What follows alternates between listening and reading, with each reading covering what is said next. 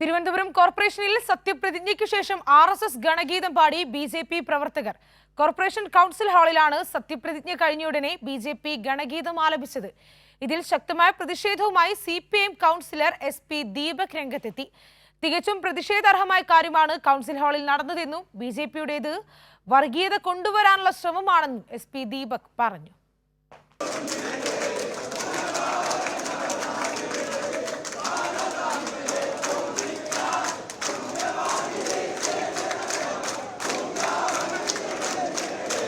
തിരുവനന്തപുരം കോർപ്പറേഷനിൽ തെരഞ്ഞെടുക്കപ്പെട്ട മുഴുവൻ കൗൺസിലർമാരുടെയും സത്യപ്രതിജ്ഞ കഴിഞ്ഞ ഉടനെയാണ് കൗൺസിൽ ഹാളിൽ വെച്ച് ബിജെപി പ്രവർത്തകർ ഗണഗീതം പാടിയത്.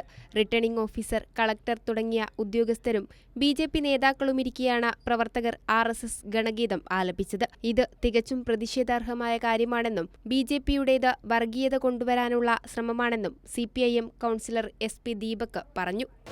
തികച്ചും പ്രതിഷേധാർഹമായിട്ടുള്ള ഒരു സംഭവ വികാസങ്ങളാണ് ഇന്നിപ്പോൾ കോർപ്പറേഷൻ്റെ സത്യപ്രതിജ്ഞാ ചടങ്ങിനകത്ത് അരങ്ങേറിയത്.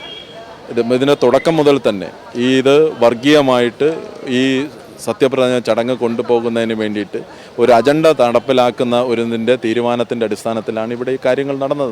ഒരിക്കലും ഒരു സെക്യുലറിസം ഉയർത്തിപ്പിടിക്കേണ്ട ഒരു വേദിക്കകത്താണ് ഈ പറയുന്ന കാര്യങ്ങൾ നടന്നിരിക്കുന്നത് എന്നുള്ളത് നമ്മൾ മനസ്സിലാക്കണം. ശക്തമായിട്ടുള്ള പ്രതിഷേധം ഈ കാര്യത്തിനകത്ത് ഉയർന്നു വന്നുകൊണ്ടേ നമുക്ക് പോകാൻ പറ്റുമോ.